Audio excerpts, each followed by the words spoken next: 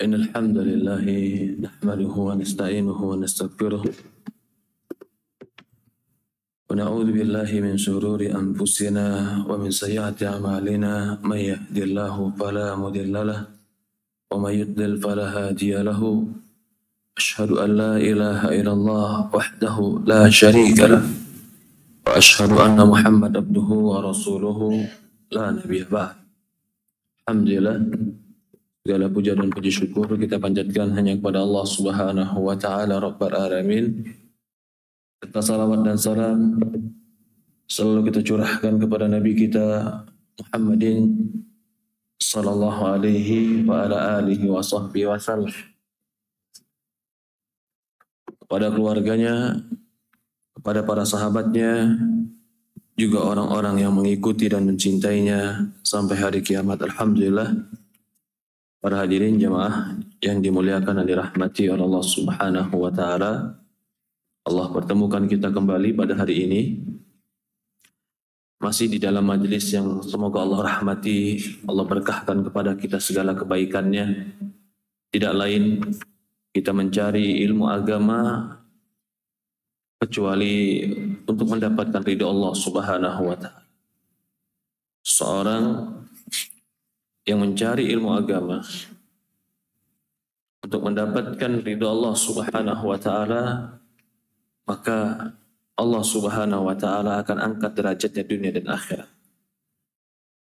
Seorang mukmin akan wafat sesuai dengan kebiasaannya. Jika kita membiasakan diri di atas kebaikan, ketaatan, kita membiasakan diri untuk mencari ridha Allah Subhanahu wa taala, maka itu adalah tanda mudah-mudahan akhir kita diberikan kebaikan oleh Allah Subhanahu wa taala. Tapi untuk tetap terus di atas ketaatan dan kebaikan, seorang mukmin perlu berjuang. Berjuang melawan dirinya, melawan malasnya, berjuang melawan lemahnya. Maka itu Allah berfirman dalam Al-Quran, alladzina jahadu fina lanahdiyannahum subulana.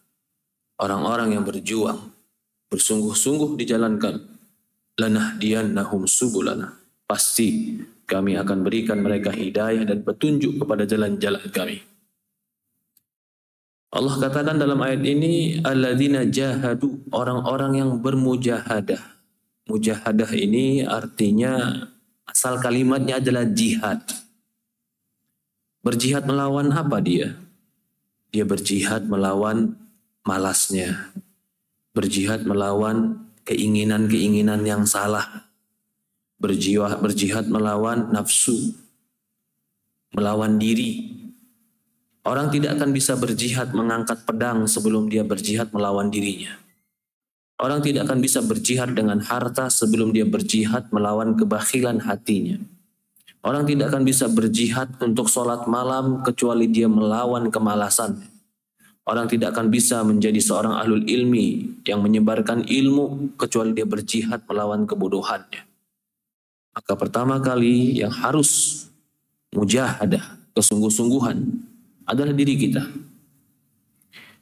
Terlebih lagi sudah mendekati Ramadan, jangan ada kata nanti, jangan ada kata capek, jangan ada kata malas, jangan ada kata lain waktu saya akan kerjakan. Belum tentu kita ketemu Ramadan berikutnya. Kata Abdullah bin Umar, Rasulullah mengatakan dalam sebuah hadis, min husni islami tarkuhu ma la ya'ni. Kata Abdullah bin Umar, fala asbahta, fala tantadiru masa, fa idza amsayta, fala tantadiru sabah, khudh sihatika li maradika hayatika qabla mautika. Jika telah datang waktu pagi, jangan tunggu waktu sore untuk kau beramal. Jika telah datang waktu sore, jangan akhirkan amal sampai waktu pagi. Manfaatkan sehatmu sebelum datang sakitmu, hidupmu sebelum datang matimu. Sama seperti jika datang Ramadan, idza jaa Ramadan, Ya bagil khair aqbil, ya bagi syar aqsir.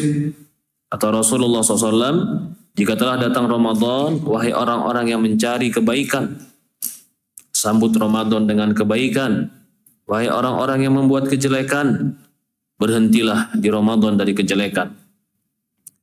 Ramadan ini adalah musim yang terbaik buat kita menanam amal soleh yang akan kita petik di akhirat. Yang tidak memanfaatkan Ramadan dengan baik, maka dia akan rugi. Bahkan Rasul mengatakan dalam riwayat hadis, ketika Jibril mengatakan rogi ma'an, celaka mereka, tersungkur dan celakalah mereka. Man adraka Ramadan suman sarakha min falam yukfarulah. Siapa yang celaka? Rasul mengatakan, Jibril berdoa, celakalah mereka yang bertemu Ramadan, kemudian Ramadan berlalu, Allah tidak mengampuni dosa-dosa mereka. Jemaah, teman-teman yang dimuliakan dan dirahmati Subhanahu wa taala, maka berjihad atau bersungguh-sungguh, mujahadah, siapkan dari sekarang sebelum datang Ramadan. Mungkin Ramadan kita nggak nyampe seminggu lagi. Ada yang bilang bahkan Muhammadiyah sudah mengumumkan tanggal 1 Maret mereka masuk Ramadan. Ya kemungkinan juga pemerintah akan sama. Karena kalau dilihat dari tanggal kalender, umumnya sampai Saudi Arabia pun kemungkinan tanggal 1 Maret ini Ramadan. Walaupun kita nanti tunggu bagaimana hilal yang terlihat. Karena Ramadan itu dikaitkan dengan hilal. Allah mengatakan dalam Al-Quran, Syahr Ramadan alladhi unzila fihi Al-Quran. Bulan Ramadan yang diturunkan dalamnya Al-Quran. Faman syahida minkumus syahra falyasum. Kata Allah, barang siapa di antara kalian melihat bulan, maka hendaklah berpuasa. Jadi, berkaitan dengan puasa itu dikaitkan dengan bulan. Semoga Allah rahmati kita, Allah berikan kita kekuatan untuk beramal soleh, dan Allah subhanahu wa ta'ala berkahi kita di bulan Ramadan kita. Allahumma balikna fi Ramadan. Ya Allah, masukkan kami pada bulan Ramadan. Masuk kita dalam buku. Yang pertama, buku Fawaidul Fawaid di bab ke-12. Di halaman, kalau buku saya halaman 60. Mungkin buku-buku lain sama atau halaman 56, 60. Kalau di versi bahasa Arabnya di halaman 47. Makna penghambaan dan pemurniannya. Kalau dalam buku terjemahan makna ubudiyah. Ubudiyah itu penghambaan. Jadi kita harus pahami kita ini hamba. Hamba pantas nggak kalau sifatnya angkuh? Hamba pantas nggak kalau sifatnya itu tidak mau diatur? Hamba itu sifatnya adalah tunduk, patuh, merendah diri kepada tuannya, itu hamba. Maka kalau ada manusia yang mereka angkuh kepada Allah. Bagaimana manusia itu angkuh kepada Allah, Ustaz? Ya Allah perintahkan sholat nggak mau, angkuh nggak itu? Allah perintahkan ibadah dia nggak mau. Allah larang perkara-perkara yang haram dia acuhkan, itu angkuh. Dia nggak pernah ngemis sama Allah, dia nggak pernah minta sama Allah. Dia nggak pernah merendahkan diri di hadapan Allah. Dia nggak pernah sujud ke depan Allah. Itu kan angkuh. Bagaimana dia mau menjadi hamba kalau dia angkuh kepada Allah Subhanahu wa ta'ala? Padahal kita diciptakan untuk menjadi hamba Allah. Wa ma khalaqtul jinna wal insa illa liya'budun. Barang siapa yang tidak menghambakan dirinya kepada Allah, dia akan menjadi hamba selain Allah. Ada yang jadi hamba kerjaan, ada yang jadi hamba uang, ada yang jadi hamba keterkenalan. Bahkan Rasul mengatakan ada yang menjadi hamba model dan pakaian. Bagaimana maksudnya saat hamba model dan pakaian? Ya, semua kekuatan, kemampuan dirinya dia curahkan hanya untuk itu.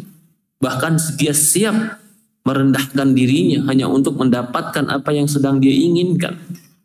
Ada yang menjadi hambanya hawa nafsu. Tuan mereka yang paling dipatuhi adalah nafsunya. Ada orang yang seperti itu. Dan itu adalah kerendahan. Kita ini harus menjadi hambanya Allah. Jangan tuan kita nafsu kita. Dalam Al-Quran Allah mengatakan, ilahahum hawa. Yang menjadi tuan mereka adalah hawa nafsu mereka. Apa maknanya Tuhan mereka hawa nafsu mereka? Maknanya apa kata nafsu, siap gerak saya laksanakan. Apa kata nafsu, dia patuhi. Walaupun bertentangan dengan perintah Allah. Ini orang berarti belum mengerti makna penghambaan. Dia belum mengerti makna penghambaan. Kita harus pahami, kita ini hamba Allah. Kita hidup untuk beribadah kepada Allah. Kesibukan kita di dunia itu adalah fasilitas sebenarnya diberikan kepada kita bukan untuk menghalangi tugas penghambaan kita, tapi harusnya menjadi sebuah fasilitas yang memudahkan dan menyempurnakan penghambaan kita kepada Allah.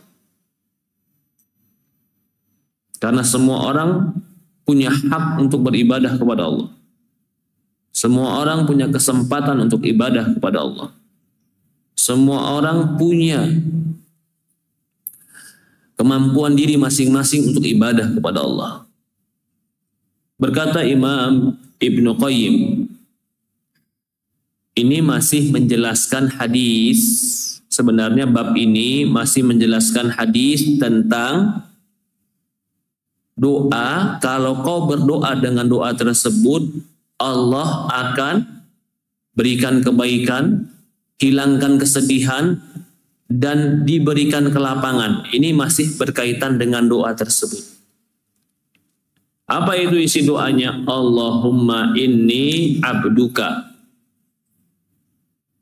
Ya, di bab sebelumnya Rasulullah mengatakan tidaklah seorang hamba yang tertimpa kegundahan dan kesedihan, lagi sedih, lagi gundah, lalu berdoa, Allahumma inni abduka, ya Allah aku ini hambamu, ibnu abdika, anak dari hambamu, ibnu ammatika, hamba, anak dari hambamu juga, ibuku hambamu, nasiyati biyadik, ubun-ubunku di genggamanmu, madin fiya hukmuk, hukummu kepadaku berlaku, adlun fiya qada'uk, keputusanmu adil terhadapku, as'aluka bikulli ismin huwalak, aku memohon dengan seluruh nama-namamu, samaita bihi nafsak, yang kau telah menamakan dirimu dengan nama-nama tersebut, au anzaltahu fi kitabik,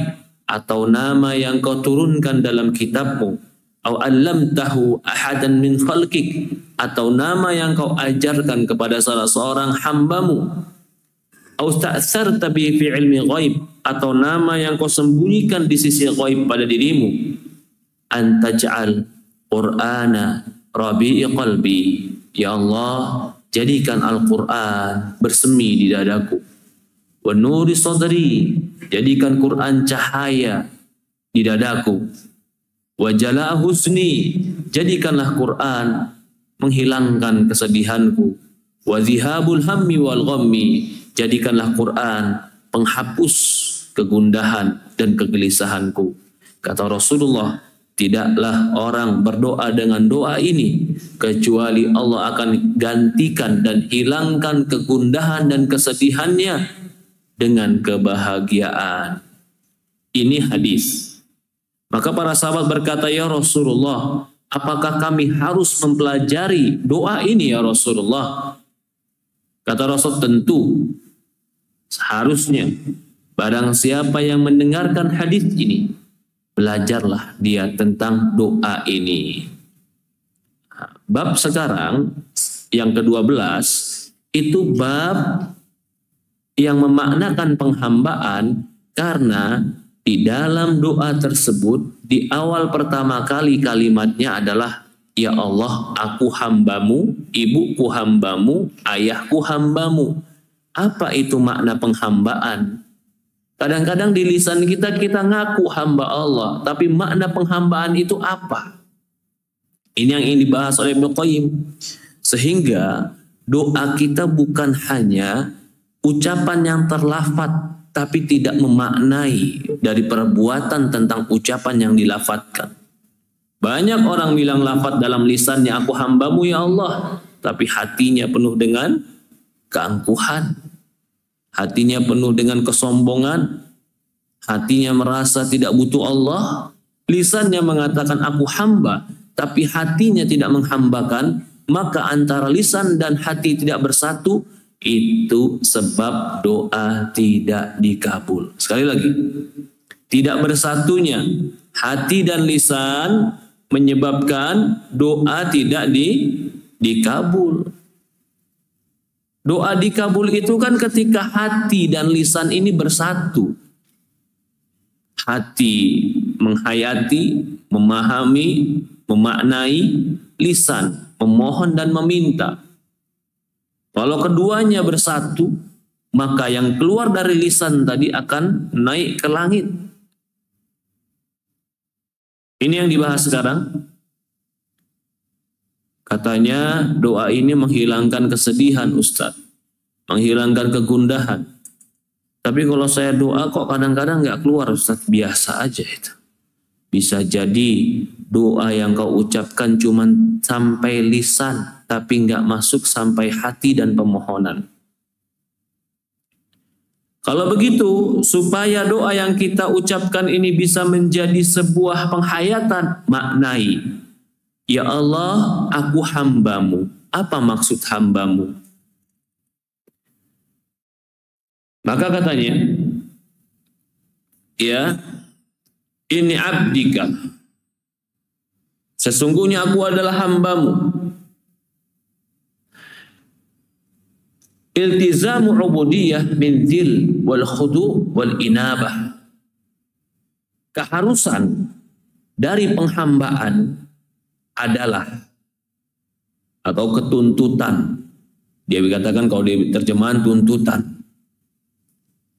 Tuntutan, keharusan ketika kau deklarasikan dirimu hamba, harusnya maka zil, rendahkan dirimu. Hinakan dirimu, tundukkan hatimu, inabah, merasa menyesal dan rendah di hadapan Allah. Imtithalu amri sayyidih, mematuhi perintah Tuhannya. Istinabu nahi,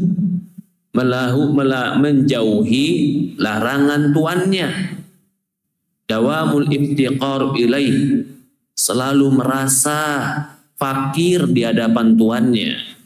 Wallaja' ilaih, bahkan selalu merasa butuh dengan tuannya. Nah, ini jadi kalimat aku hambamu itu menghadirkan semua makna tadi. Kita itu lemah, kita itu terpuruk, kita itu fakir, kita itu nggak ada tempat bergantung, kita itu hina, kita itu penuh kekurangan, kita itu harus taat dan patuh kepada Dia. Itu makna penghambaan. Ada orang yang udah memahami ini dalam dirinya makna penghambaan. Dia katakan, ya Allah aku hambamu. Bersama dia insaf di dalam hatinya makna-makna penghambaan tadi. Tentu ucapan dia yang dibarengi dengan insafnya diri, mengertinya diri makna hamba, itu dahsyat, itu kuat. Apalagi maknanya kalau kau tahu hamba, isti'anah bi.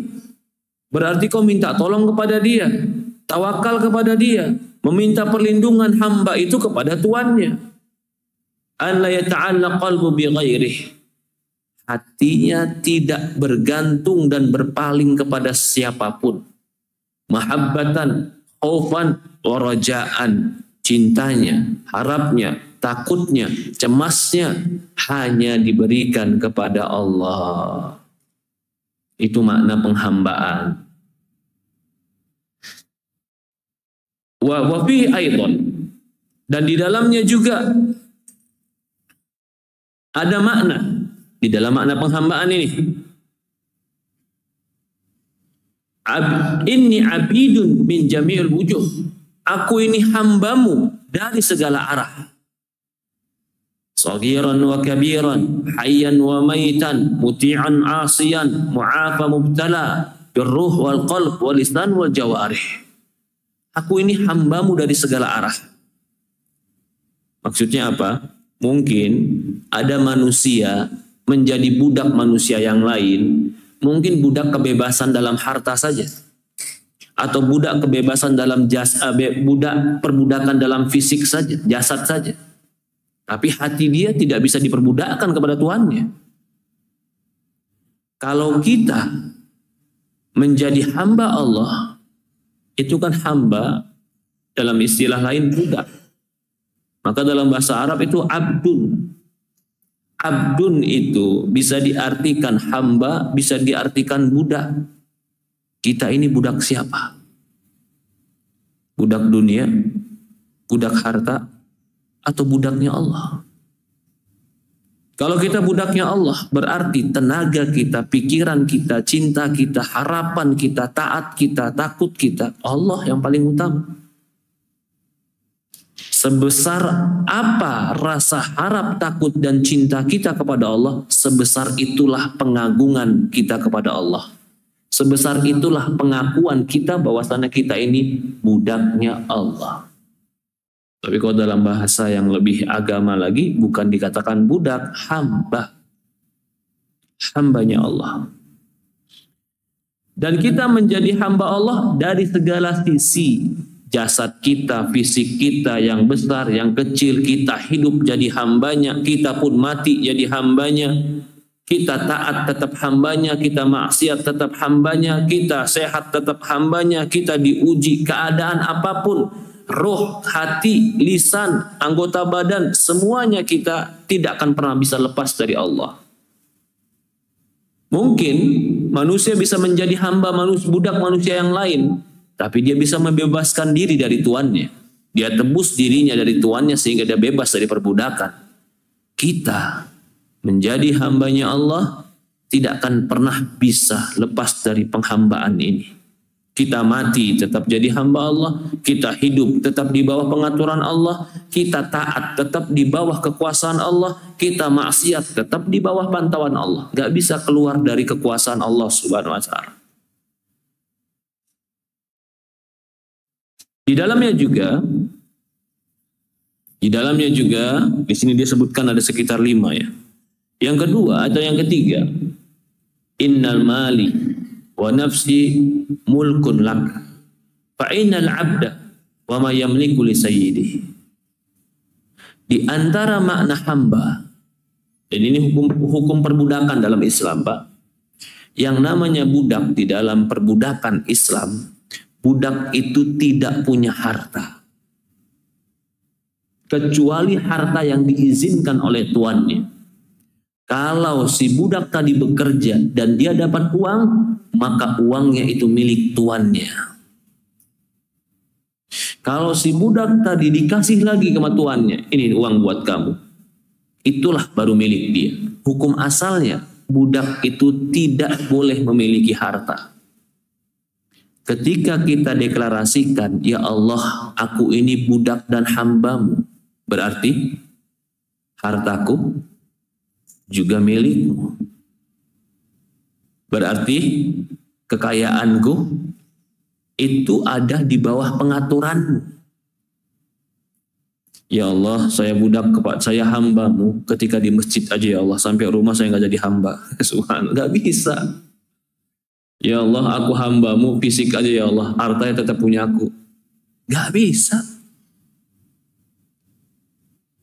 Kalau kata Allah keluarkan 2,5%, keluarkan. Kalau kau tidak keluarkan, pemilik sebenarnya akan murka kepadamu. Kalau kata Allah jangan ambil yang haram, jangan. Kalau kau juga ambil yang haram, pemilik sebenarnya akan murka kepadamu. Kalau gitu kau pemilik apa? Kalau gitu kau punya apa? Coba, ada yang punya HP di sini? Pasti ya. Sekarang HP yang Bapak punya itu, punya Bapak. Bapak lempar, injek-injek, buang. Di antara di sini kita semua ada yang yang bisa protes terhadap perbuatan Bapak? Ya nggak ada. Orang HP punya Bapak yang beli. Tapi Allah marah. Mubazir, Allah marah nggak? Marah. Bisa nggak kita bilang, ya Allah ini kan punya aku? Nggak bisa. Itu punya Allah. Inna mubadzirina kanu ikhwani syaitan. Orang-orang yang mubazir temannya syaitan, kata Allah. Allah marah. Kalau begitu HP ini punya siapa sebenarnya? Punya Allah atau punya kita? Itu HP. Tapi itu cuma sekedar contoh. Bukan saja HP. Semua yang ada pada diri kita itu di bawah kepemilikan Allah. Kita cuman hak guna pakai, nanti akan ditanya untuk apa kau gunakan. Kalau itu penuh milik kita, masa kita ditanya lagi? Masa kita bertanggung jawab kepada beliau atau kepada dia, Allah Subhanahu wa taala? Berarti kan miliknya milik walillahi mulkus samawati wal ardh. Segala yang di langit dan di bumi milik Allah. Maka ini makna yang kedua. Makna atau makna yang ketiga di sini, makna sesungguhnya harta dan jiwaku adalah milik engkau. Karena hamba beserta apa yang dipunyainya adalah milik Rabbnya. Hamba itu nggak punya harta. Yang keempat, kalau kau deklarasikan, ya Allah aku hambamu, maka terkandung di dalamnya, inni la atasarraf fima hawaltani min mali wa nafsi illa bi amrik. Kama la yatasarraful abdu illa bi idni sayyidih. Wa inni la amliku li nafsi darra wa la naf'a wa la mauta wa la hayata wa la nusyura. Fa'in sahha lahu syuhudu dzalik faqad qala inni abdu haqiqatan. Yang keempat, terkandung di dalamnya makna ketika kau deklarasikan aku hambamu, berarti aku tidak bisa atasarraf fima hawaltani. Kalau diterjemahkan di sini, hanya engkau yang memberikan semua nikmat yang aku rasakan. Itu yang berikutnya. Oke. Innaka antal ladzi mananta alayya. Engkau yang telah menganugerahkan kepadaku bikulli ma ana fi minan nikmat, dari segala nikmat yang aku dapat. Fadzalika kullu min in'amika ala 'abdika. Bahkan semua kebaikan yang aku rasakan itu dikarenakan kebaikan dan anugerahmu yang kau berikan padaku. Ini pengakuan seorang hamba. Yang berikutnya, yang kelima, kalau kau mendeklarasikan dirimu hamba Allah, maka hadirkan di dalam hati, sesungguhnya tidak ada yang dapat mempergunakan harta dan jiwaku. Aku nggak bisa mempergunakan harta dan jiwaku yang merupakan anugerahmu kecuali atas izin dan perintahmu. Ini penghambaan yang sebenar-benarnya ini. Dia sadar dirinya milik Allah. Dia sadar hartanya milik Allah. Dia sadar segala nikmat yang dia dapatkan itu anugerah Allah. Dia sadar dia itu harus patuh kepada Allah. Maka kesadaran ini mengantarkan aku tidak akan gunakan fisik ini, harta ini, nikmat ini kecuali dengan izinmu. untuk apa dan bagaimana kau izinkan. Tidak mengerjakannya untuk yang haram, tidak melakukannya untuk sesuatu yang jelek. Karena sebagaimana seorang hamba tidak akan mungkin berbuat kecuali dengan izin tuannya.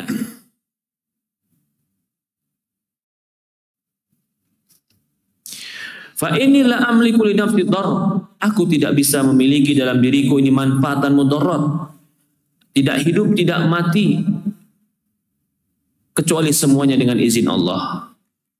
Kalau persaksian ini telah hadir dalam jiwamu, maka ketika itulah ucapanmu, aku hambamu, secara hakikat telah masuk ke dalam diri. Oke? Jadi sekali lagi saya urut lagi. Ada doa, kalau doa ini dibaca akan hilang kesedihan, akan hilang kegundahan, akan hilang kerisauan. Doanya sahih dari Rasulullah.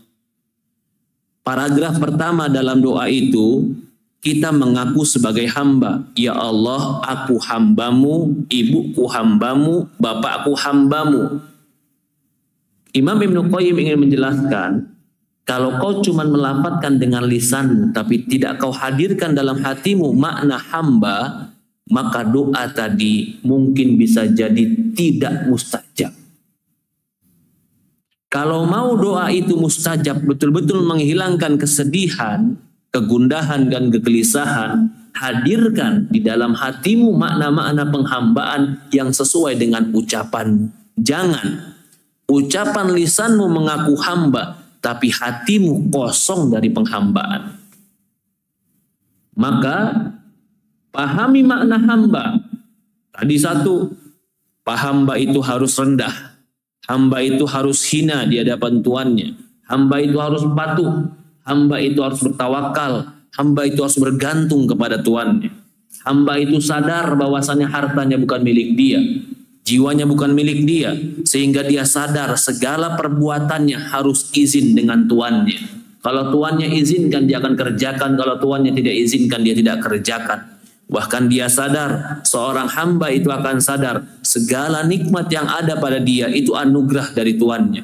Kalau makna-makna ini telah dihadirkan ke dalam hati, maka antara ucapan dan hati telah menyatu. Itu kekuatan doa. Kalau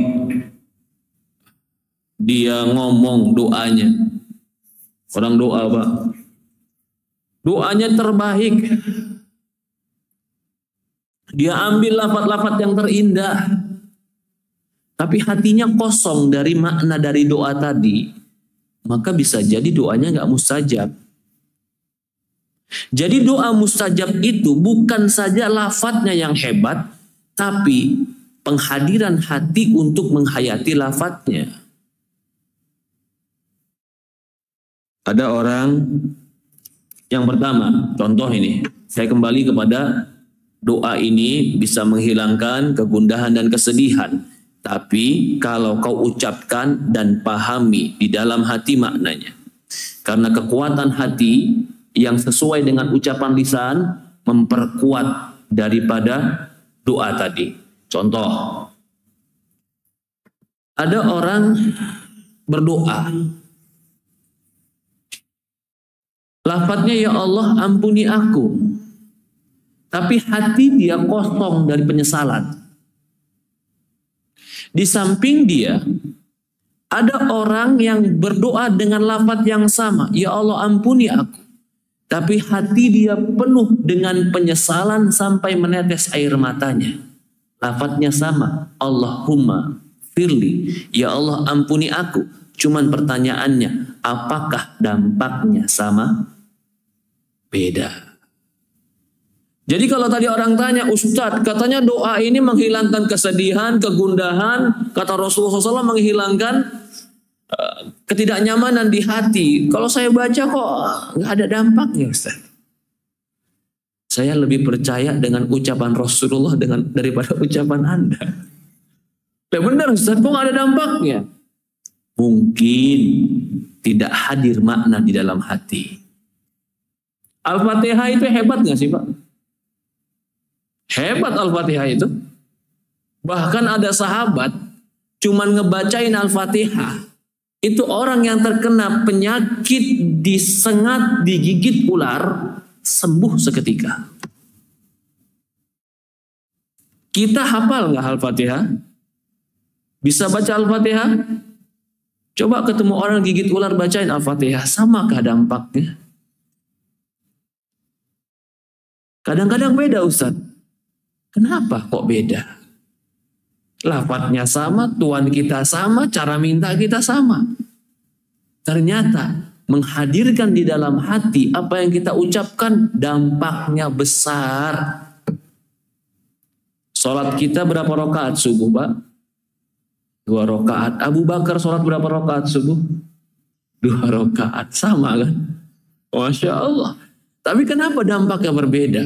Ternyata kekuatan hati menghadirkan di dalam jiwa tentang memaknai penghambaan itu menjadi besarnya pahala. Ada satu orang sholat malam Pak, 11 rakaat, gak ada yang tahu. Dia bangun dari tidurnya, kamar mandinya pun di sebelah kamarnya atau di dalam kamarnya, dia gak ada yang tahu dia keluar kamar mandi, cuma dia yang tahu. Tapi dalam sholatnya dia mengatakan, ya Allah, aku ini hambamu yang soleh. Lihat saja kesolehanku, aku bangun malam ini.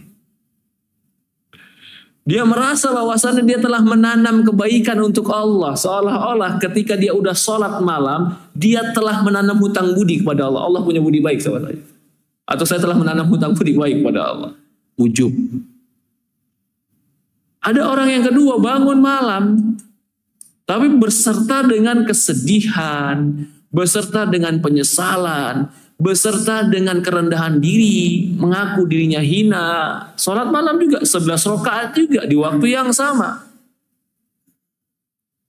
Lalu Allah berikan yang kedua pahalanya lebih besar. Padahal sama-sama 11 rakaat. Adil atau tidak adil? 11 rakaatnya sama. Malamnya sama, capeknya sama. Kenapa dia lebih besar pahalanya, kok yang lain lebih kecil?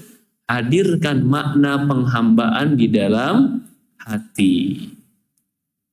Apa tadi makna penghambaan? Yang kita baca tadi. Menundukkan hati, mengakui rendah, mengakui tidak bisa melakukan apa-apa kecuali dengan izin Tuhannya. Mengakui jiwa kita, harta kita, apapun yang kita miliki itu di bawah kekuasaan Tuannya. Kita nggak boleh melakukan dan berbuat kecuali dengan ridho Tuannya. Wah, ini makna penghambaan yang luar biasa. Makna penghambaan yang luar biasa. Semakin seseorang memahami makna penghambaan, semakin Allah mencintai dia. Karena Allah mencintai manusia yang mengerjakan tugasnya dengan sempurna. Dan kita dikasih tugas oleh Allah untuk menghambakan diri. Allah musta'an. Ya. Itu makna penghambaan. Kemudian di dalam doa tadi, nasiyati biyadik. Ya Allah, ubun-ubunku berada di genggamanmu. Ubun-ubunku berada di genggamanmu. Apa maknanya? Ubun-ubunku ada di genggamanmu.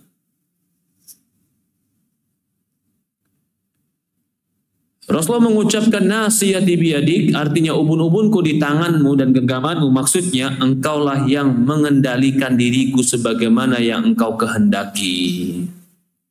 Anta mutasarrif fiyya tasarrufuni kama tasha, lastu ana mutasarrif fi nafsi.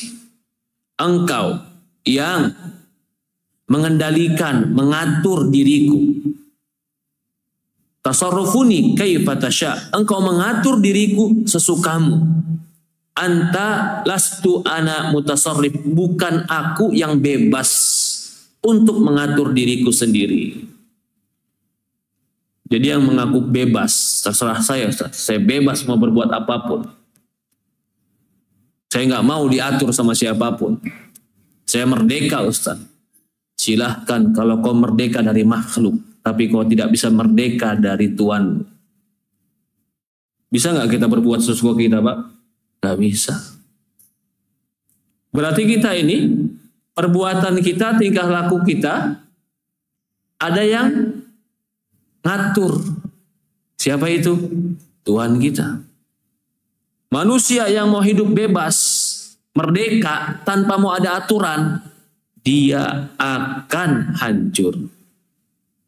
Gak ada orang hidup bebas itu akan sejahtera hidupnya. Pasti hancur hidupnya. Betul, kau harus bebas dari perbudakan manusia.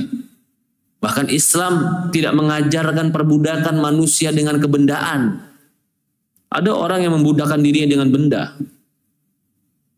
Kenapa kamu tidak melakukan ini dan itu? Pantangan. Kenapa pantangan? Karena kalau saya lakukan ini nanti ilmu saya hilang atau nanti kekuatan saya hilang.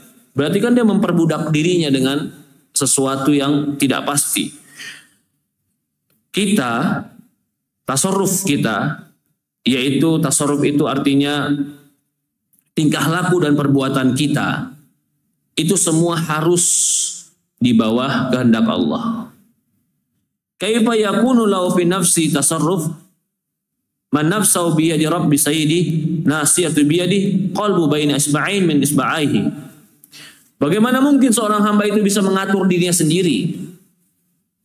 Bagaimana bisa kita ngatur diri kita sendiri? Sedangkan seluruh dirinya berada di tangan Rabb-nya. Coba, ada yang bisa ngatur jantung sekarang hari ini? Ada yang bisa ngatur jantung, Pak?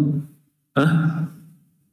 Lalu kalau kata Allah, coba jantungnya sempitin dikit, kata Allah. Itu baru jantung. Belum lagi saraf-saraf yang lain. Satu saraf ditutup sama Allah, miring badan kita. Berarti kita nggak ada kekuatan sama sekali.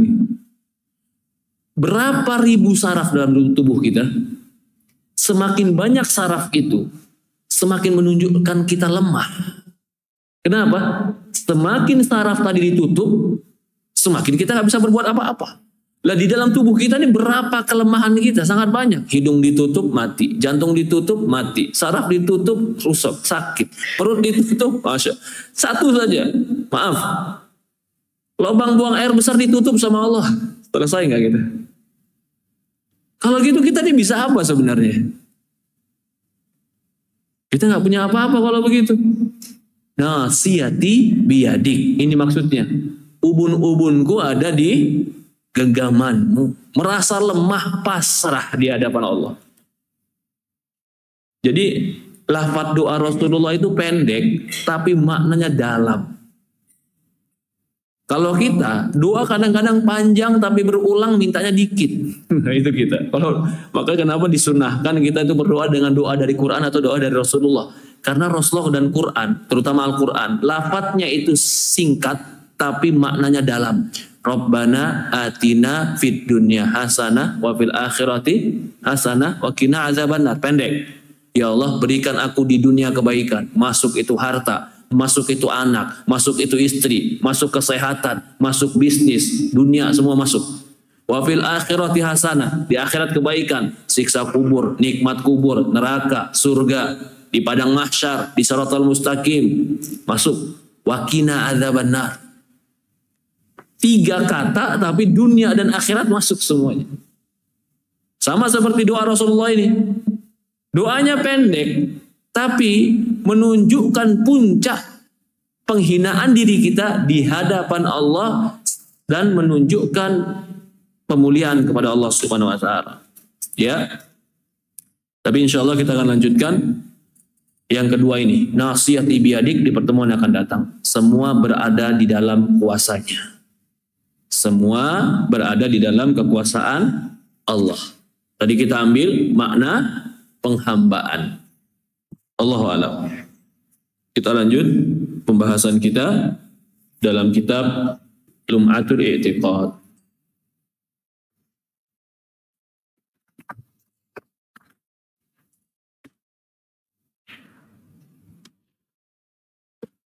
Iya. Lum'atul i'tiqad. Terakhir kita membahas tentang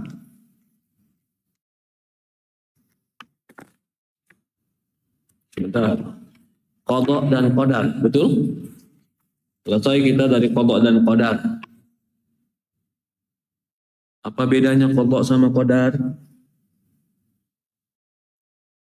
Ada yang lupa?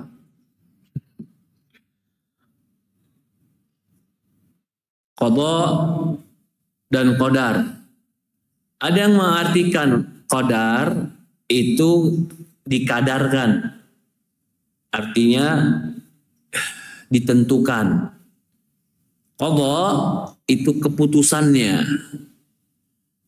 Qadar penulisannya. Qada aplikasinya. Qadar ditulis 50.000 tahun sebelum penciptaan langit dan bumi. Qada pelaksanaannya sekarang terjadi. Itu ada yang mengartikan begitu. Walaupun ada yang mengartikan qada dan qadar ini sama. Ya qada ya qadar. Kalau disatukan satu maknanya. Yaitu takdir Allah Subhanahu wa Ta'ala. Itu sudah kita bahas di pertemuan yang lalu. Sekarang masuk ke dalam pembahasan iman. Kita baca sedikit. Imanu qawlu bil lisani wal amalu bil arkani wa aqdu bil janani wa yazidu bil ta'ati wa yanqus bil ma'siyati bil isyani. Iman itu ucapan dengan lisan, amalan dengan anggota badan, keyakinan di hati, dia bertambah dengan ketaatan, dan dia kurang dengan kemaksiatan. Itu iman. Jadi kita akan berbicara tentang iman. Apa sih itu iman? Iman secara bahasa boleh diartikan adalah pembenaran. Tasdiq, pembenaran. Ya.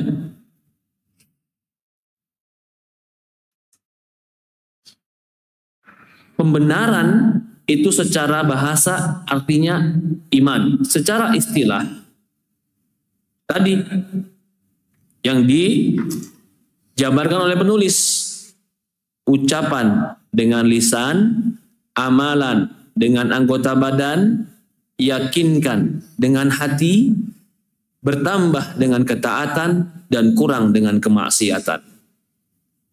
Kalau diringkas, iman itu satu, harus diucapkan.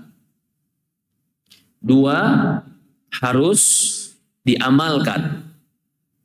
Tiga, harus diyakini.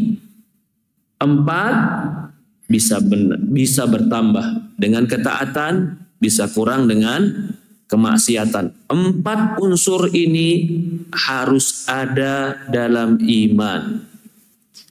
Jika salah satu dari unsur empat ini tidak ada, maka tidak beriman.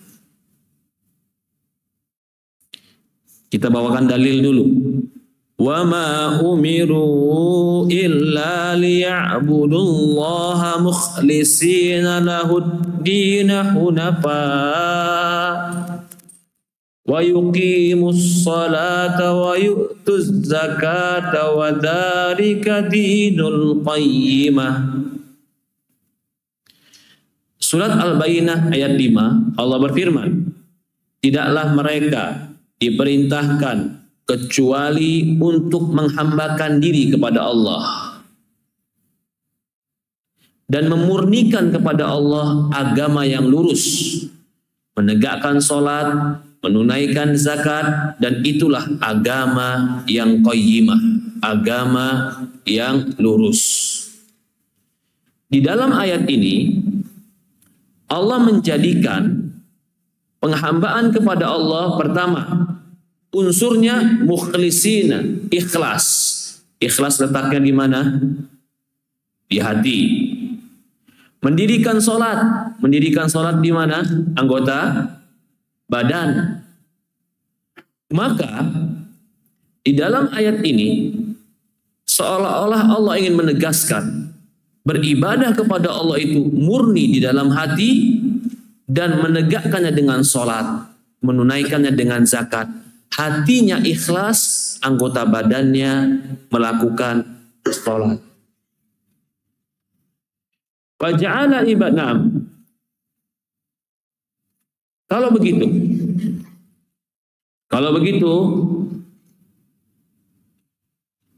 ya,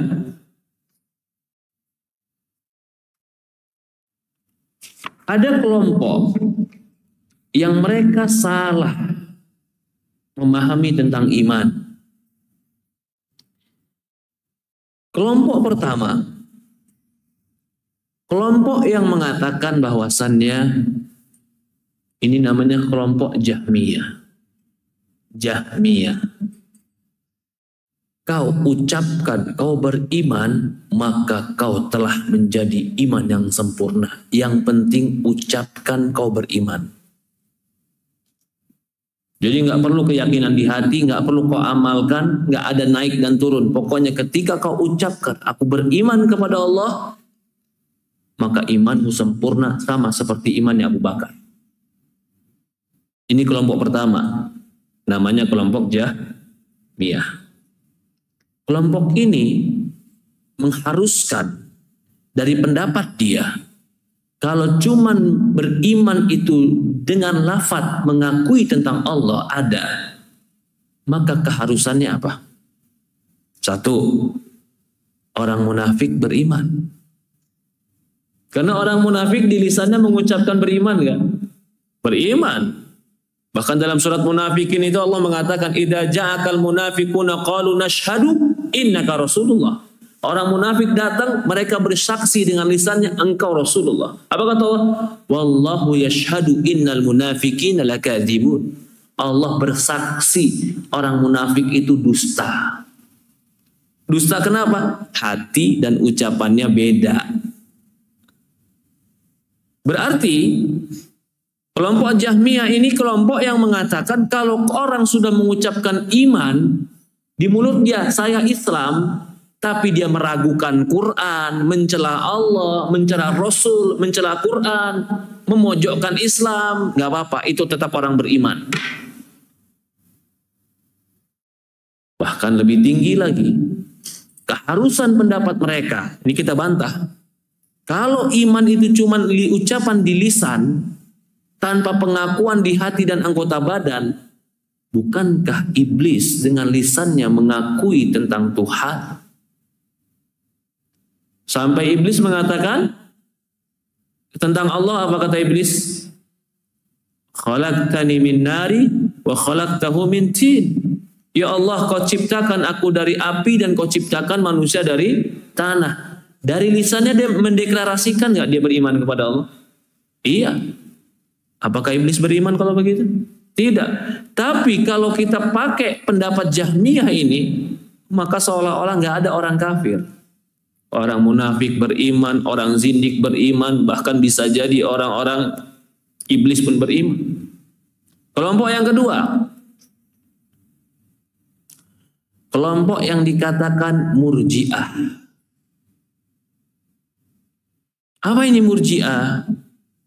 Murji'ah ini mengatakan kalau di hati dan di lisan sudah mengakui iman, maka tidak perlu beramal. Karena amal bukan daripada iman. Amal itu cuman buah dari iman, bukan bagian dari iman. Ini namanya kelompok apa? Murji'ah. Kalau kita kan tadi 4 faktor. Lisan, hati, perbuatan, tambah dengan ketaatan, kurang dengan kemaksiatan. Ini Ahlussunnah, 4 faktor keimanan. Kalau Murji'ah cuma bilang 2 saja, yang penting lisan dan hati, cukup kau beriman. Berarti, maaf, orang yang mengencingi Quran beriman atau tidak menurut Murji'ah? Pertanyaan saya ini, orang yang mengencingi Quran dengan sadar beriman atau tidak menurut Murji'ah? Kan mereka mengatakan tidak perlu amal dalam iman dan tidak ada pengaruhnya amal dengan iman. Sekarang kalau ada orang mengencingi Quran, beriman atau tidak? Kalau Ahlussunnah berpendapat tidak beriman karena perbuatan dia membatalkan ucapan dan keyakinan. Kalau Murji'ah bilang apa? Enggak, dia tetap beriman walaupun perbuatannya begitu. Kita bilang perbuatan tidak boleh bertentangan dengan keyakinan. Kalau ada orang berkeyakinan dan berucap tapi berbeda dengan perbuatan, ya poinnya Murji'ah tidak menjadikan perbuatan itu sebagian daripada iman. Itu poinnya. Kita sedang membantah pendapat ini. Kita bilang amal itu adalah bagian daripada iman. Salah satu kasusnya adalah apa hukumnya orang mengencingi Quran menurut kita? Menurut Ahlussunnah kafir. Karena perbuatan itu membatalkan dan bertentangan dengan ucapanmu. Oke, timbul pertanyaan kedua. Antara ucapan dan perbuatan, mana yang lebih mendominasi untuk menilai seseorang? Bapak, ucapan orang atau perbuatan orang yang Bapak nilai, Pak? Hah? Perbuatan kan? Ditangkap polisi dia. Kata polisi, kamu mencuri. Pak, saya nggak mencuri. Ucapan dia, saya nggak mencuri, Pak. Pakai sumpah pula dia. Sumpah saya nggak mencuri. Tapi polisi bawa bukti-bukti. Ini saksi, ini bukti, ini CCTV, ini ada sidik jarimu. Perbuatanmu menunjukkan kau mencuri. Ucapannya berlaku nggak? Tidak, berarti perbuatan itu sangat pengaruh terhadap iman. Karena ucapan saja tanpa terbukti dengan perbuatan tidak akan menunjukkan kepada kebenaran. Orang beriman harus berbuat tentang keimanannya. Tapi amalan keimanan memang bertingkat-tingkat. Yang paling rendahnya menghilangkan gangguan di jalan. Yang paling tingginya mengucapkan la ilaha illallah. Ada orang bilang la ilaha illallah, tidak ada yang kusembah selain Allah, tapi dia sujud kepada patung. Ucapannya la ilaha illallah, perbuatannya sujud kepada patung. Apa hukumnya orang seperti ini? Perbuatannya lebih mendominasi atau ucapan yang menjadi hakim untuk dia? Apa, Pak? Perbuatan. Kalau begitu, perbuatan itu bagian daripada iman. Ini bantahan kita kepada Murji'ah.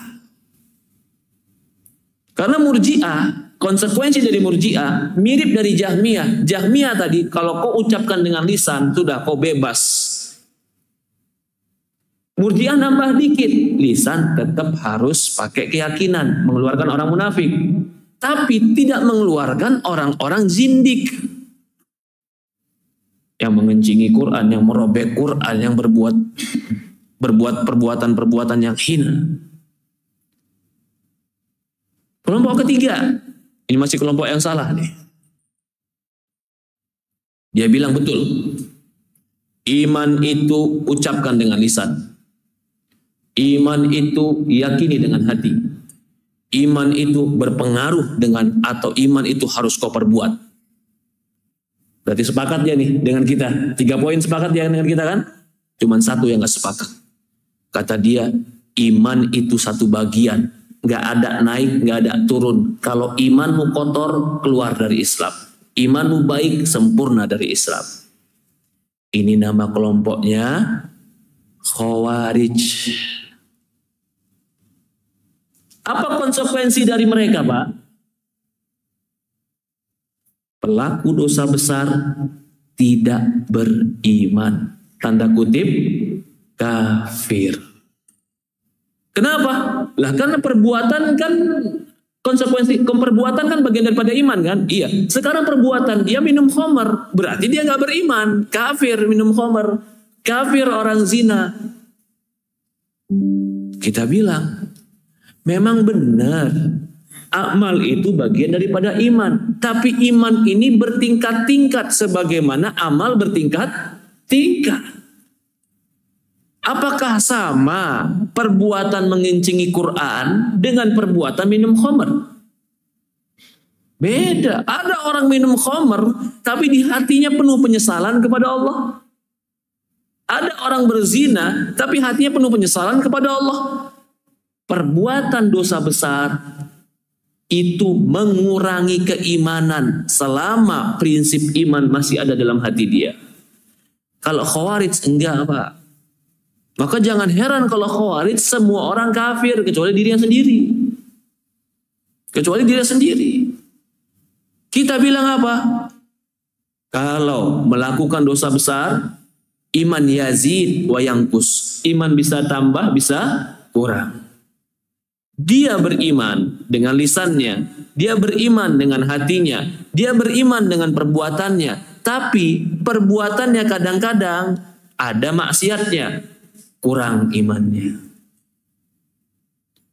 Apa dalilnya iman itu bertingkat-tingkat? Bukan berarti orang yang melakukan kemaksiatan langsung rubuh bangunan imannya. Rasulullah mengatakan, al-imanu bid'u wa sab'una syu'bah. Iman itu ada 70 cabang. Berarti kan bukan satu batang saja. Kalau cabangnya patah, selama batang pohonnya masih ada, pohonnya masih tumbuh. Wa adnaha imatatu ada'ani tariq wa a'laha qaulu la ilaha illallah. Cabang yang paling rendahnya, yang paling kecilnya menghilangkan gangguan di jalan. Berarti orang menghilangkan gangguan di jalan menunjukkan kesempurnaan iman. Pemahaman terbaliknya, orang yang ganggu jalan kaum muslimin menunjukkan kurang keimanan. Wa a'laha, yang paling tinggi dan paling dasarnya la ilaha illallah. Jadi kalau kita umpamakan iman itu bagaikan pohon, dia punya akar, dia punya batang, dia punya cabang. Yang nggak boleh hilang itu adalah akar dan batang. Itulah rukun Islam. Salat, la ilaha illallah. Kalau ini dia tidak kerjakan, nggak ada pohon iman. Tapi batang-batangnya sedekah, menghilangkan gangguan di jalan, akhlak baik, tidak berzina, tidak minum khamar, itu batang-batangnya. Kalau dia ternyata minum khamar, berarti ada batang yang patah. Tapi akar dan batang aslinya masih ada. Ini pendapat ahlu sunnah. Kalau Khawarij enggak. Kapan kamu minum khamar? Hilang semua pohon iman. Karena mereka enggak menganggap iman itu bercabang, bertingkat-tingkat. Sehingga mudah mengkafirkan orang. Maka kalau dilihat Jahmiyah, ayo tadi pendapat Jahmiyah gimana? Lisan saja semua mukmin, sangat bertentangan dengan pendapatnya Khawarij. Jahmiyah semua orang dianggap Islam. Yang penting ngaku Tuhan dengan lisannya. Khawarij nggak ada orang yang selamat dari dosa, semuanya kafir. Siapa di antara kita yang selamat dari dosa? Dosa besar di sini maksudnya adalah zina, Ustaz. Dosa besar di sini maksudnya minum khamr, Ustaz. Dosa besar di sini maksudnya membunuh, Ustaz. Oke. Bukankah durhaka sama orang tua dosa besar? Kalau kau bilang minum khamr itu membatalkan keislaman, durhaka sama orang tua membatalkan keislaman, tidak? Bingung dia. Kalau kau bilang itu membatalkan keislaman, atau kau bilang tidak, berarti kau anggap minum khamr itu lebih besar daripada durhaka orang tua. Padahal Rasul ditanya, ai akbaru kabair, dosa besar yang paling besar termasuk hukukul walidain. Pertanyaan kita kepada Khawarij, durhaka sama orang tua kafir atau tidak? Kalau dia bilang kafir, jelas kau telah salah memahami keimanan. Karena itu bukan akar dan bukan pohon. Mana akar yang pohonnya? Rukun iman, rukun Islam. Nah maka itu Pak, diperbincangkan. Ini bukan dari kita, dari ulama terdahulu, mazhab-mazhab terdahulu. Apa hukum tidak mau sholat? Sholat perbuatan bukan? Perbuatan. Cabang atau akar pokok? Dia rukun Islam. Maka itu ada yang berpendapat orang tidak mau sholat kafir. Karena amal sholat itu menunjukkan iman. Dalilnya, ketika Allah perintahkan menghadap ke Ka'bah. Ketika Allah perintahkan menghadap ke Ka'bah, sholat. Para sahabat nanya, lah pahala kami waktu sholat menghadap ke Masjidil Aqsa gimana pahala kami? Jangan-jangan pahalanya batal. Allah jawab turun di Quran, wa ma kana Allah liyudhi'a imanakum. Allah tidak akan menyia-nyiakan iman kalian. Iman di sini adalah jawaban tentang sholat. Padahal yang mereka tanya, pahala kami menghadap Masjidil Aqsa sia-sia atau enggak? Jawabannya apa? Allah tidak akan menyia-nyiakan iman kalian. Maksudnya, sholat. Berarti sholat itu amalan yang dia adalah iman. Bakti kepada orang tua, dia adalah amalan memperindah, memperkuat, mempercantik keimanan. Beda atau sama, Pak? Beda. Jadi itulah makanya iman dan amal itu berjenjang. Kalau amalnya itu mengolok-olok Allah, mengolok-olok Rasul, perbuatan atau bukan? Perbuatan. Itu penyempurna iman atau itu dasar keimanan? Dasar, karena dasar keimanan itu pengagungan, penghormatan. Mengolok-olok itu adalah lawan dari menghormati. Maka orang-orang yang mengolok-olok Allah dan Rasul, Allah katakan kufur dalam Al-Quran. Qul abillahi wa ayatihi wa rasulihi kuntum tastahzi'un la ta'tadiru qad kafartum ba'da imanikum. Apakah dengan Allah, dengan Rasul kalian bercanda, mengolok-olok dan mengejek? Qad kafartum ba'da imanikum. Kalian telah kufur setelah keimanan kalian. Kenapa mengolok-olok itu jadi kufur? Bukankah amalan? Bukankah cukup dengan lisan dan hati meyakini Allah? Tidak. Karena perbuatan itu menebas dasar keimanan. Dasar keimanan mengagungkan Allah. Ada pada beriman kepada Allah. Rukun Islam rukun iman yang pertama. Beriman kepada Allah, beriman kepada Rasul. Di antara makna dasar beriman adalah mengagungi, memuliakan. Lawannya adalah meledek, mengolok-olok. Karena itu menghinakan. Jadi iman menurut Ahlus Sunnah wal Jamaah ucapkan dengan lisan. Ada orang yang mau beriman, hatinya udah meyakini benar agama ini, tapi nggak mau ngucapin dengan lisan. Jadi beriman atau tidak? Siapa contohnya? Abu Thalib. Abu Thalib tuh di hatinya meyakini Rasulullah benar, cuman dia nggak mau ngomong. Beriman atau tidak dia? Tidak, hatinya tahu. Kalau ada yang ngucapin di lisannya, aku beriman kepada Allah dan Rasul, tapi hatinya bohong. Ini siapa tadi?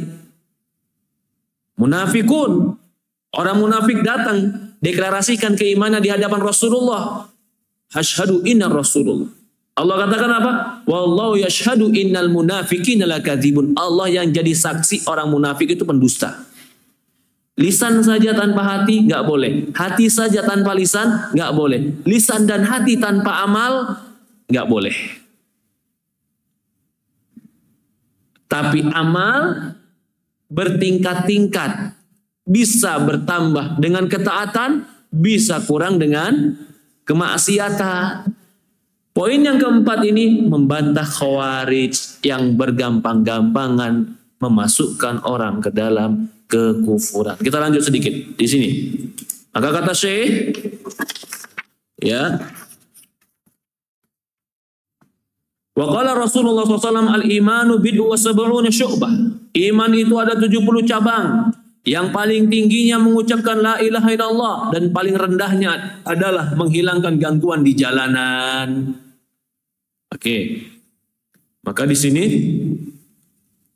kata Syekh penulis, Rasulullah menjadikan ucapan dan perbuatan dari iman berdasarkan hadis tadi. Ingat nih hadisnya. Iman itu ada 70 cabang lebih. Berarti kan bercabang. A'laha, yang paling tingginya mengucapkan la ilaha illallah. Di mana mengucapkan la ilaha illallah? Dengan lisan. Wa adnaha, yang paling rendahnya menghilangkan gangguan di jalanan. Menghilangkan gangguan di jalanan perbuatan atau ucapan? Perbuatan. Berarti hadis ini ingin menegaskan iman itu diucapkan, iman itu dilakukan, dan dia sangat banyak cabang-cabangnya. Maka bagi mereka yang mengatakan iman itu cukup ucapan tanpa perbuatan, kita bilang tidak bisa. Karena orang munafik mengucapkan tapi tidak berbuat. Bagi mereka yang mengatakan iman itu cukup meyakini walaupun tidak diucapkan, kita bilang tidak bisa. Abu Thalib meyakini tapi tidak mau mengucapkan, dia kufur kepada Allah. Bagi mereka mengatakan iman itu cukup ucapan dan keyakinan tanpa diamalkan, kita bilang nggak bisa. Iman itu harus diamalkan. Barang siapa mengatakan iman itu diamalkan tapi satu kesatuan, barang siapa melakukan kekafiran atau kemaksiatan langsung kufur, kita bilang tidak juga, karena dia bertingkat-tingkat. Tergantung perbuatanmu ini langsung mencabut akar keimanan atau dia mematahkan batang-batang keimanan. Maka 4 tadi itu harus diingat, 4 faktor keimanan menurut Ahlussunnah wal Jamaah. Ini disebutkan oleh Imam Syafi'i, Imam Ahmad dan yang lain. Jadi kita jangan heran kalau ada orang bilang, oh dia tetap beriman kok, dia KTP-nya Islam kok, tapi mencela Allah, mencela Rasul, mencela Quran. Kita bilang iman tuh nggak boleh begitu. Yang namanya beriman itu kok tidak akan mungkin mencela dia. Allahu a'lam. Maka kata Syekh, wa ja'ala al-qaulu wal amal minal iman. Allah menjadikan ucapan dan perbuatan bagian daripada iman. Fazadathum imanan. Bahkan Allah sebutkan pada surat At-Taubah, bertambahlah iman mereka. Ayo, surat At-Taubah ayat 124 mengatakan para sahabat kalau dibacakan Quran bertambah iman mereka. Ini ingin membantah kelompok yang mana dari 3 kelompok tadi? Hah? Bertambahlah iman mereka. Berarti iman gak satu kesatuan. Membantah siapa ini? Khawarij, Pak? Ada pendapat lain? Membantah siapa dia? Khawarij? Lebih komplit lagi? Membantah 3-tiganya. Karena 3 kelompok itu tidak meyakini iman bertingkat-tingkat. Maka itu Jahmiyah mengatakan kalau kau sudah mengucapkan iman, imanmu kayak Abu Bakar. Walaupun cuma mengucapkan. Maka itu dari situ juga ada yang mengatakan walaupun kau meyakini, kau nggak ucapkan, ini juga Jahmiyah. Kau yakin dalam hati, tapi kau nggak ucapkan, ini pun ada bagian dari Jahmiyah. Apa katanya? Imanmu sama seperti iman malaikat. Kita bilang apa? Tidak. Iman itu nggak sama. Kita sama Abu Bakar sama-sama mengucapin la ilaha illallah. Tapi kadar keimanan yang terbukti dengan perbuatan beda. Maka fazadatum iman. Dalam ayat yang lain, liyazdadu imanan, agar bertambah iman mereka. Berarti iman bisa ditambah tidak? Bisa. Salah satu cara menambah keimanan adalah menuntut mencari ilmu agama. Mendengar nasihat-nasihat yang menguatkan jiwa tentang akhirat. Salah satu penyebab lemahnya iman adalah kemaksiatan. Maksiatnya sering, taklimnya nggak pernah, kacau iman. Berantakan tuh. Yang sering taklim aja kadang-kadang masih berjuang terus supaya iman lebih baik. Apalagi yang nggak pernah ke masjid, nggak pernah taklim, ya subhanallah. Ya, Allah berfirman atau Rasul bersabda, yakhruju minan nari, akan dikeluarkan dari api neraka. Man qala la ilaha illallah, orang yang mengucapkan la ilaha illallah fi qalbi mithqala dzarrati aw khardalin aw dzarrati minal iman ja'alahu mutafadila. Allah akan mengeluarkan dari neraka orang yang mengucapkan la ilaha illallah, tapi di hatinya ada setitik sebesar biji gandum dari keimanan. Jadi bukan hanya mengucapin, tapi di hatinya juga harus ada. Wa fi qalbihi, dan di hatinya. Berarti iman itu ucapan, perbuatan, hati. Kecil dan besar itu bertambah dan berkurang. Kecil dan besar menunjukkan iman itu tidak satu kesatuan. Ada yang kecil imannya, ada yang besar imannya. Orang pelaku maksiat termasuk orang yang kecil imannya. Tapi selama dia masih melakukan rukun-rukun iman dan rukun Islam, maka tetap dikatakan keimanan ada walaupun sangat kecil.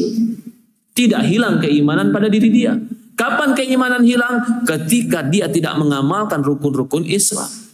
Hilang keimanan pada diri dia. Rukun iman hilang pada, atau pembatal-pembatal rukun iman dan rukun Islam.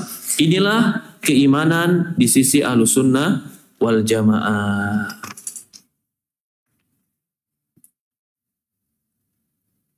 Yang berikutnya, pertemuan akan datang yang akan kita bahas di antara kandungan, bukan keharusan, tapi kandungan keimanan adalah wajib beriman dengan apa yang dikabarkan Rasulullah. Ini kita bahas di pertemuan akan datang. Wajib beriman dengan apa yang dikabarkan Rasulullah. Kalau tadi kita berbicara tentang hakikat iman. Apa sih iman itu, bagaimana sih? Besok kandungan keimanan. Ada kandungan, ada keharusan, atau konsekuensi. Apa bedanya kandungan dan konsekuensi? Ada beda, Pak. Insya Allah kita bahas di pertemuan akan datang. Ya. Allahumma musta'an. Ada pertanyaan di sini.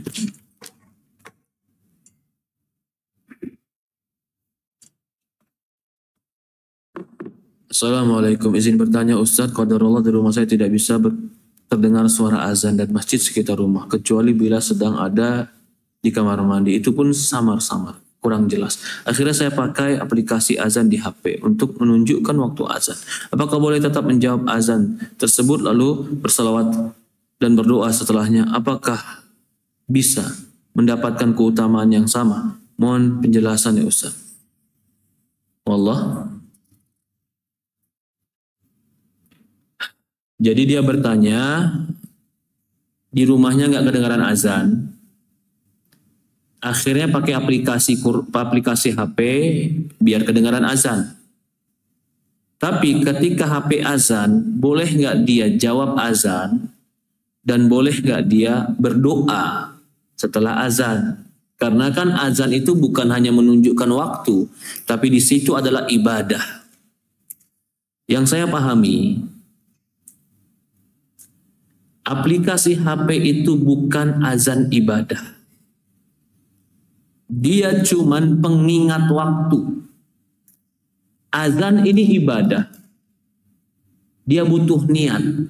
Butuh orang yang melaksanakan. Karena berbeda azan orang yang berniat dengan azan berupa komputer.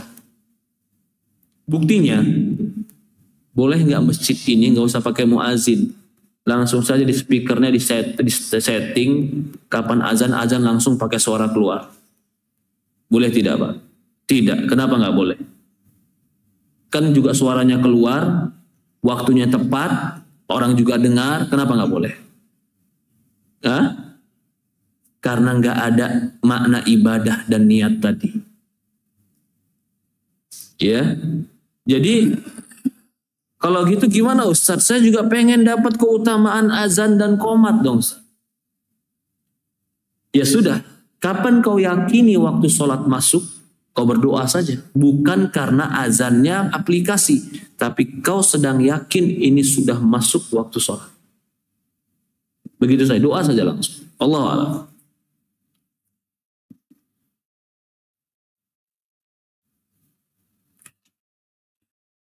Assalamualaikum Ustaz. Saat taraweh ada pergantian imam taraweh oleh murid SMEA. Karena hal ini pembelajaran untuk persiapan regenerasi imam. Apakah pergantian imam hal ini menyebabkan menjadi tidak dapat pahala sholat satu malam suntuk? Jazakallah khair. Saya rasa tidak ya, tetap boleh. Tetap boleh. Karena di Masjidil Haram pun imam bergantian. Di awal imamnya siapa, nggak langsung ditutup dengan witir. Nanti kedua imamnya siapa. Allahu a'lam.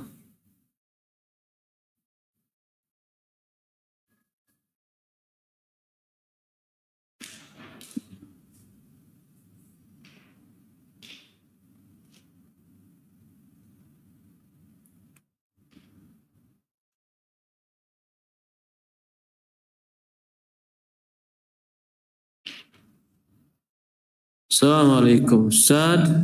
Afwan mau bertanya di luar tema. Insya Allah anak sedang diuji dengan penyakit. Anak insya Allah ridho dengan takdir Allah ini. Tapi karena keterbatasan biaya, anak tidak berobat ke dokter. Terkadang jika rasa sakit datang menyerang, anak berusaha mengucapkan istighfar atau doa Nabi Yunus. La ilaha illa anta subhanaka inni kuntu minadh dhalimin. Atau la haula wala quwata atau hasbunallah wa ni'mal wakil. Zikir Nabi Ibrahim. Ada juga doa Allahumma rabban nas atibil bas inshfi anta syafi ila syifan ila syifa'u. Itu juga doa untuk disembuhkan dari penyakit itu. Ya. Atau juga doa yang disembuhkan dari penyakit juga ada la yughadiru saqamah. La yughadiru saqamah. Namun seringkali juga masih mengeluar kata-kata aduh. Mohon saran Ustaz, apakah ucapan tersebut terbaik dalam kondisi tersebut? Iya, suatu hari Rasulullah SAW pernah bilang, aduh kepalaku sakit. Aisyah pun bilang, aduh kepalaku sakit.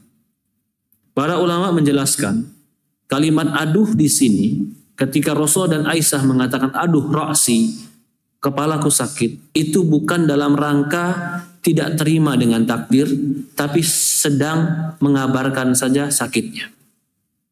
Pengkabaran itu tidak mengapa. Yang tidak boleh itu mencela, menolak, dan tidak terima dengan takdir Allah. Itu yang nggak boleh. Jadi sekedar mengatakan sakit, itu wajar. Mesti diperbolehkan. Banyak doa kepada Allah, minum zam-zam. Ya, zam-zam itu obat. Obat apa saja sudah.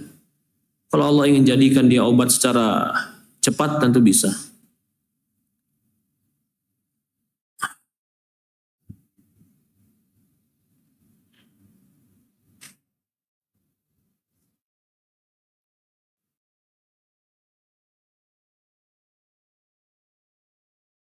Assalamualaikum Ustaz, izin bertanya tentang syariat safar dengan mahram untuk wanita.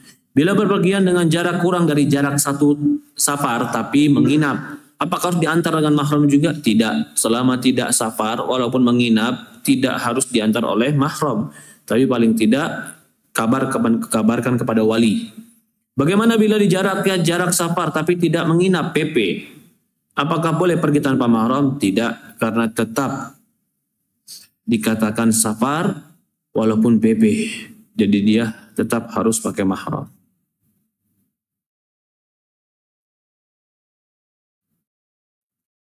Ustaz, bolehkah seorang istri, Assalamualaikum warahmatullahi wabarakatuh, seorang istri pergi kajian yang baru ditinggal wafat suaminya, syukran jazakallah khair. Jadi perempuan yang suaminya meninggal, itu diantara hukum-hukum Islam adalah dia ta'taddu, berdiam, iddah. Di antara makna iddah, dia tidak keluar rumah kecuali perkara-perkara darurat.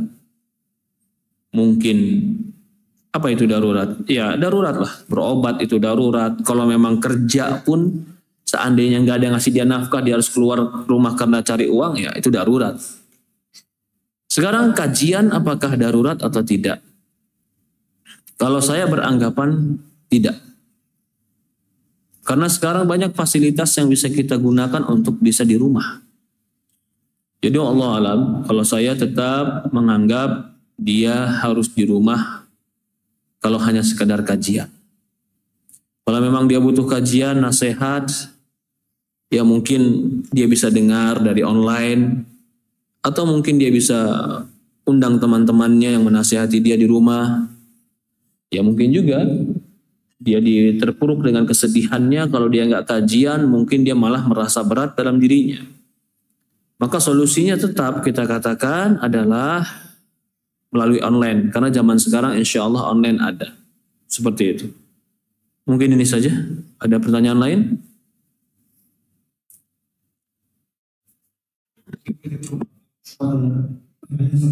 Silakan Pak.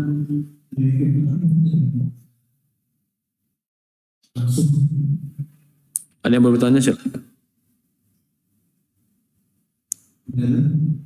Baik, sementara tidak ada mungkin izin mau informasikan.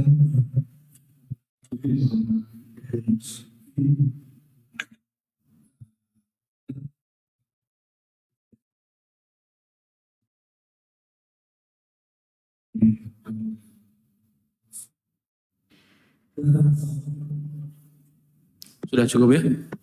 Ya, kurang lebih mohon maaf. Semoga Allah Subhanahu wa taala rahmati kita. Semoga Allah berikan kita kekuatan keimanan untuk menyambut Ramadan. Semoga Allah Subhanahu wa taala berikan juga kita kekuatan fisik untuk menyempurnakan amalan di bulan Ramadan. Semoga Allah Subhanahu wa taala mengampuni dosa-dosa kita di Ramadan, menemukan kita dengan malam Lailatul Qadar, memasukkan kita ke dalam surganya. Dan semoga Allah Subhanahu wa taala berikan kepada kita husnul khatimah. Kita tutup dengan doa kafatul majlis. Subhanakallahumma wa bihamdihi asyhadu an la ilaha illa anta nastaghfiruka wa atubu ilaik. Assalamualaikum warahmatullahi wabarakatuh.